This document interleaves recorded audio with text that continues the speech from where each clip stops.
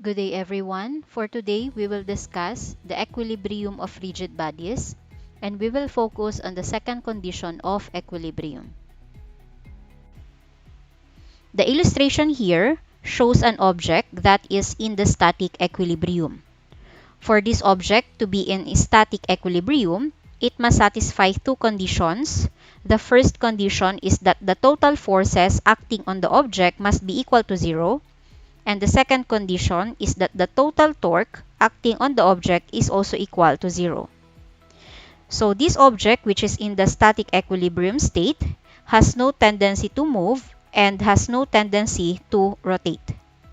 So again, for a rigid body to be in static equilibrium, the external forces and torques must be balanced and will impart no translational or rotational motion to the object or to the body. And that is in symbol form, the total or net force in different directions are equal to zero, and the total torque is also equal to zero. So to emphasize, first condition of equilibrium, which is also called as translational equilibrium, states that the sum of external forces acting on the body is equal to zero. In equation form, that is the summation of forces along x, y, and z directions are equal to zero. And for the second condition of equilibrium, also called as rotational equilibrium, it states that the sum of torques due to all external forces acting on the body must be zero. In equation form, that is the summation of torque is equal to zero. So the focus of our discussion for today would be the second condition of equilibrium. So let us define first what is torque, or sometimes called moment of a force. So when we say torque or moment of a force, it refers to the tendency of a force to cause a rotation.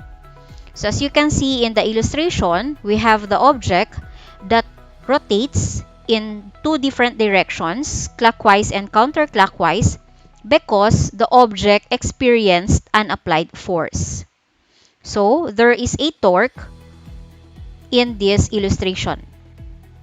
So let us describe more about torque. Using the illustration here, we have the object, which is the door, and this object will rotate at its hinge. So we call the rotation point as the pivot point. And this object experiences an applied force, which is F. And this applied force lies along the line of action of force. So when we say again torque, we are referring to the tendency of an object to cause rotation due to a force applied. So in an equation form, that is torque is equal to the cross product of two vectors, r, which is the position vector, and f, which is a force vector. So remember, when we are dealing with a cross product, we are actually multiplying the components of these vectors that are perpendicular to each other. So if we will look at the illustration, r and f are not perpendicular to each other. So therefore, we must determine the component of r which is perpendicular to our f.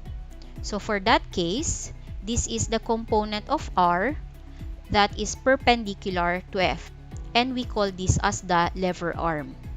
And this side, or the lever arm, is calculated as r sine theta. So therefore, our formula for torque is equal to r times f times sine theta. So we will be using this formula to determine the magnitude of torque. Or we can also simplify this as the magnitude of torque is equal to the lever arm multiplied to force. So again, we will emphasize that the lever arm must be a perpendicular distance from the pivot point going to the line of action of our force. And since the rotation will happen in two different directions, clockwise and counterclockwise, we will be using this sign convention. So we will use a positive for counterclockwise torque and a negative sign for clockwise torque. Let us have our first problem. Based on the illustration, we are given a meter stick, and this meter stick has its own weight, which is concentrated at its center. And also our meter stick is supported at a certain point using a support. The problem is, if the mass of the meter stick is 60 grams, what is the amount of torque experienced by the meter stick? So as you can see here, we have here the weight of the meter stick that will cause rotation to our meter stick. So therefore, there will be torque. And for us to determine the amount or the magnitude of torque, we will be using the formula. The magnitude of torque is equal to the lever arm times force. So for this case, the force that we will be using is the weight of the meter stick. And the weight of that meter stick is calculated as mass of the meter stick times acceleration due to gravity. And for our R, or the lever arm, which is a perpendicular distance from the pivot point, which is at 0 centimeter, up to the line of action of force, which is at 50 centimeter. So therefore, our lever arm is equal to 50 centimeter or 0.5 meter. And for our F, that is 0.06 kilogram times 9.8 meter per second squared. So the calculated torque is equal to 0.294. The unit is Newton times meter. So for this example, we are only asked for the amount or magnitude of torque. So we will not indicate anymore the sign to be used for our torque. For our second problem, determine the magnitude and sense clockwise or counterclockwise of the moment of the 800 Newton force about point A. So when we say again moment or moment of a force, it is also the same as torque. So we are asked to determine the moment of this 800 Newton force at point A. So therefore, our point A will be our rotation point or the pivot point. So determining again the given, we are given the following distances, which is 0.5 meter horizontal distance from point A, and we are also given 0.6 meter, which is a vertical distance from point A. Therefore, our R or the position vector is equal to 0.5 meter I hat, because this is along x-axis, plus 0.6 meter j hat, because this is along y-axis. And for our force, we are given the magnitude of force, which is 800 newtons. The direction is 38 degrees with respect to positive x-axis. So this 800 Newton force has actually two components. The x component, which is 800 newtons times cosine 38 degrees, and it has also its y component, which is 800 newtons times sine 38 degrees. So therefore, our force vector can be written as 800 newtons cosine 38 degrees I hat plus 800 newtons sine 38 degrees j hat. Since we are asked to determine the magnitude of the torque or the magnitude of the moment of the force, our torque will be the position vector multiplied by our force. So again, this is a cross product of two vectors. So for our position vector, that is torque is equal to 0.5 I hat plus 0.6 J hat, the unit is meter, cross or multiplied to our force, which is 800 cosine 38 degrees I hat plus 800 sine 38 degrees J hat, the unit is Newton. So in doing the cross multiplication, again, we will do first I cross J followed by J cross I. So that is I cross J is 0.5 I hat multiplied by 800 sine 38 degrees J hat minus J cross I, which is 0.6 meter J hat multiplied by 800 cosine 38 degrees I hat. The unit of our torque again is Newton times meter.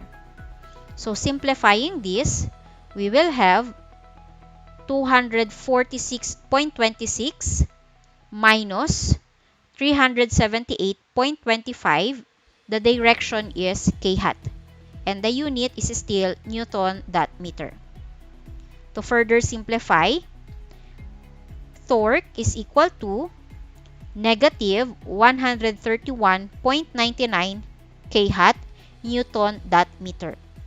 And since we have a negative value for our torque, negative torque means clockwise direction. So therefore, we can rewrite this as torque is equal to 131.99 K hat Newton dot meter, and the direction is clockwise.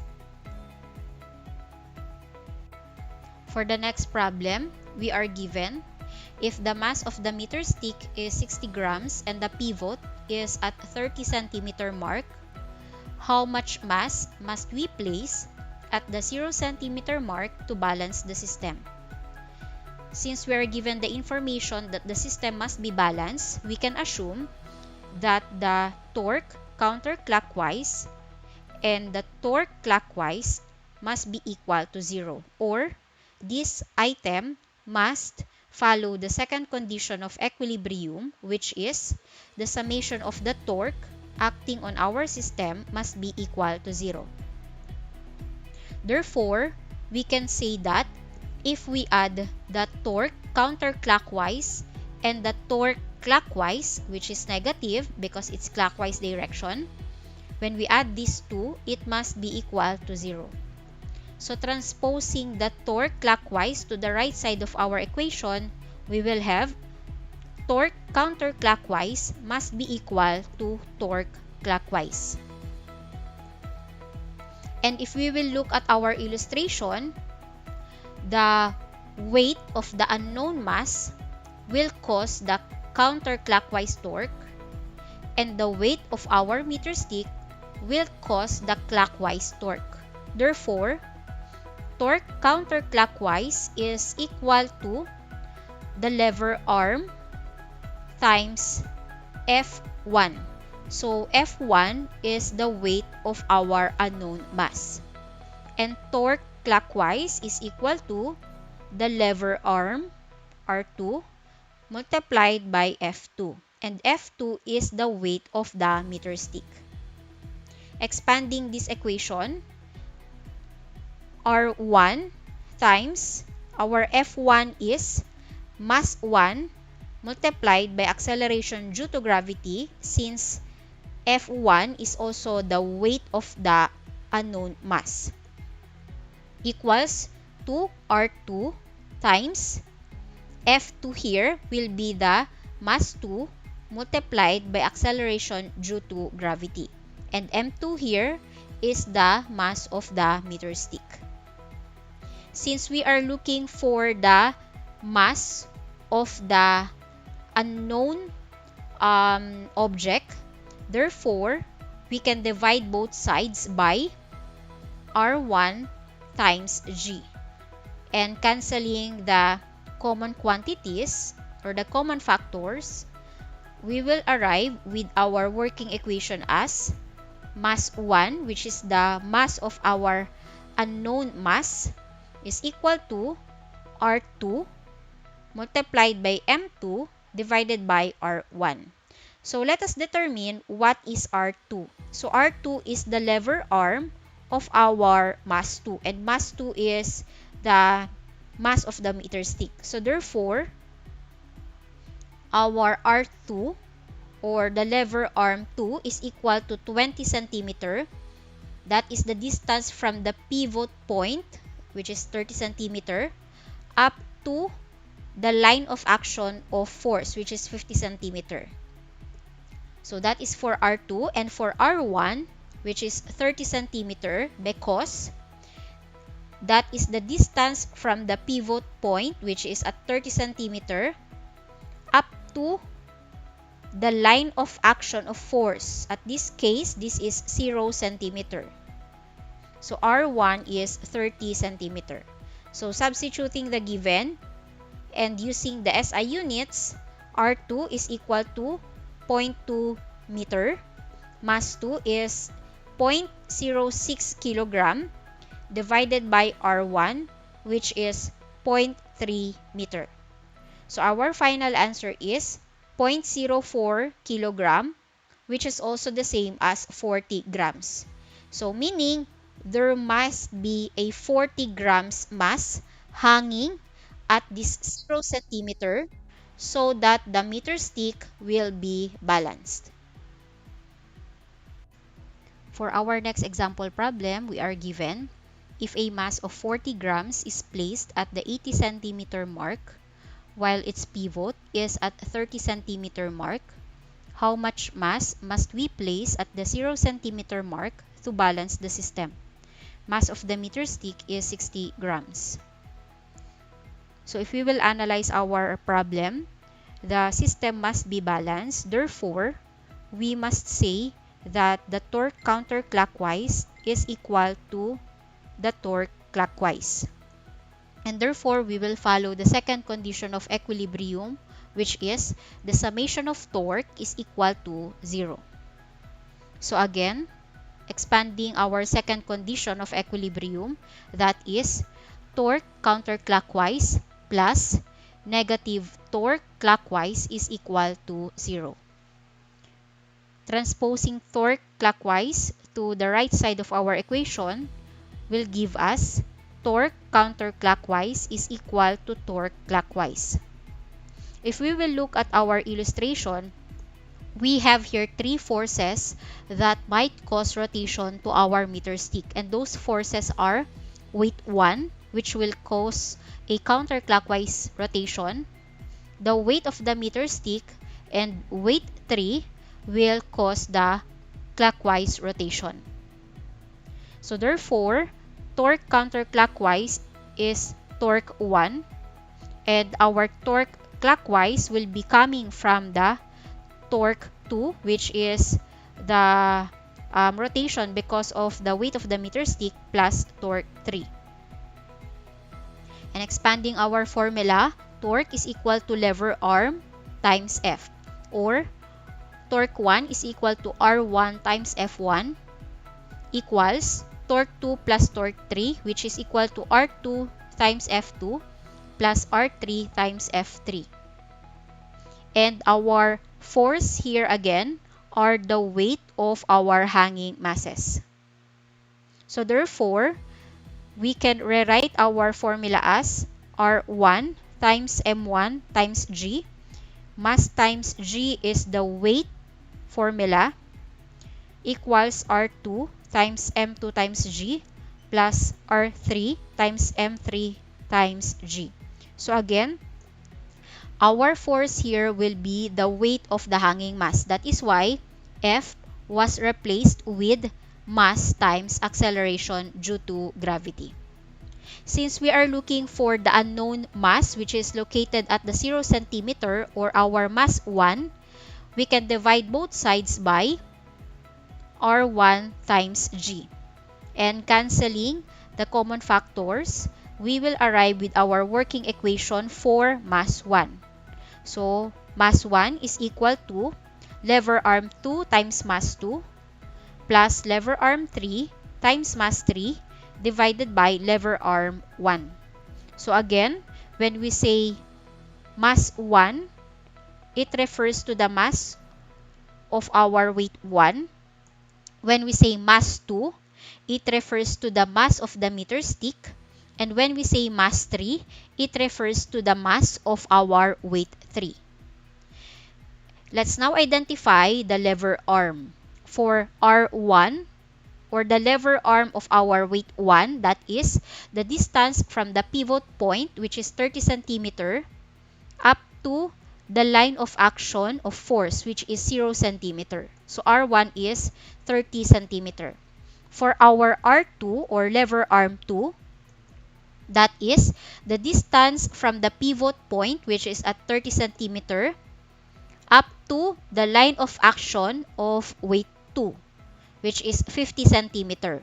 So that is R2 is equal to 20 centimeter. And last, R3, or lever arm 3, again, that is the distance from our pivot point, which is at 30 centimeter, up to the line of action of weight 3, which is at 80 centimeter. Therefore, our R3 is equal to 50 centimeter. So, substituting our given values for us to get mass 1. So, mass 1 is equal to R2, which is 0.2 meter, times mass 2, which is the mass of the meter stick, 0.06 kilogram, plus R3, which is 0.5 meter, multiplied by mass 3, which is 0.04 kilogram, divided by R1, which is 0.3 meters. Calculating for our final answer, mass 1 is equal to 0.107 kilogram, or equal also to 107 grams. So therefore, it tells us that for this system to be balanced, we must place 107 grams at 0 centimeter mark.